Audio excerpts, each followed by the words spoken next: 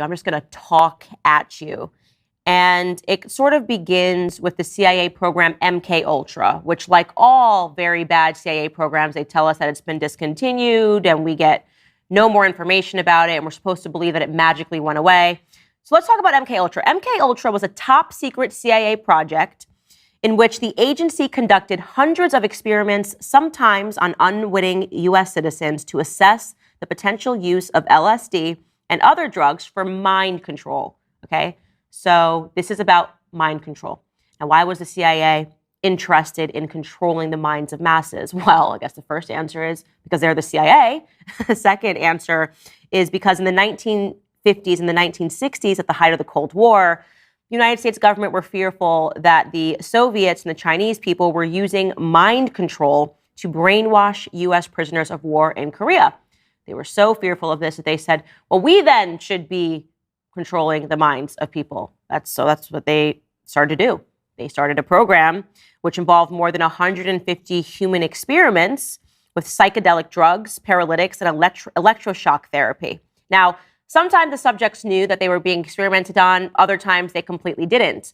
Kind of notoriously, you guys might be familiar with Whitey Bulger. He talked about how when he was in prison, they were doing these experiments on the inmates and all of the crazy things that they would see as they were being dosed with LSD. They began experimenting with LSD under the direction of a chemist and a poison expert named Sidney Gottlieb. And he believed that the agency could harness the drug's mind-altering properties for brainwashing or psychological torture. Think about this. This is really crazy. There was a project under MK Ultra that was called Operation Midnight Climax. And what did they do? Well, the CIA paid prostitutes to drug unsuspecting men.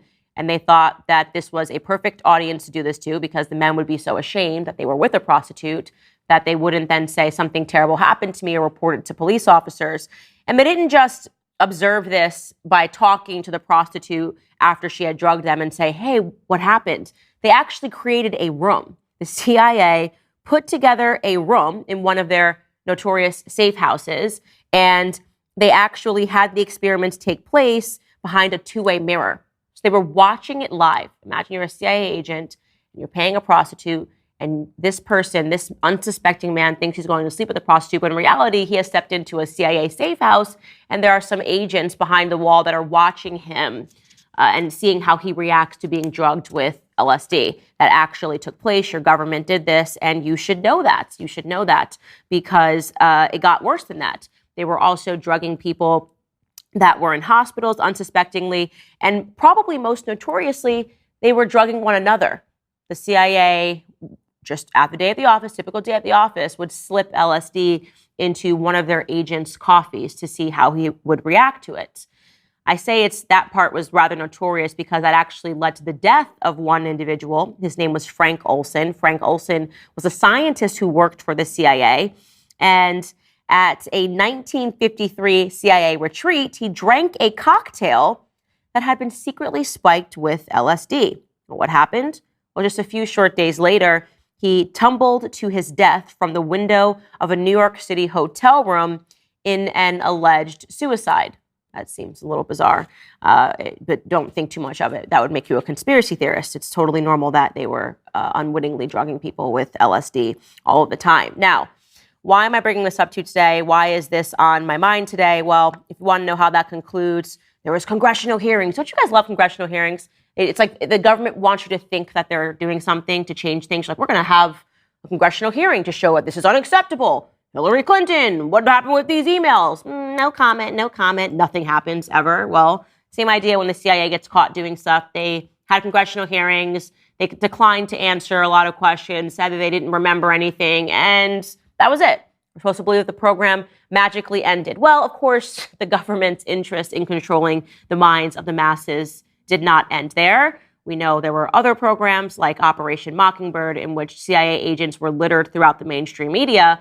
So knowing that they're interested in influencing your ideas, it is, of course, a natural conclusion that they are interested in controlling Hollywood, right? Do you really think it's a coincidence that everybody that's in Hollywood that has a platform is in lockstep in all of their opinions. Like, there's no variation in opinions. You know what they think because they have a platform, right? They are my body, my choice, and they supported Hillary Clinton throughout the election. And every time they're angry about anything, they're all posting black squares. Everything just feels like somebody's just calling them up and saying, do this, right? Now, I was thinking about this today because I watched an old clip of Dave Chappelle. Dave Chappelle, I'm not talking about his recent Saturday Night Live performance, but I'm talking about Dave Chappelle. If you don't recall this, I'm going to remind you of back when we were told, the public was told that Dave Chappelle was crazy, that he had a mental break. You remember these articles that started to appear. You may be kind of foggy here and going, yeah, I do kind of remember that Dave Chappelle disappeared for a while.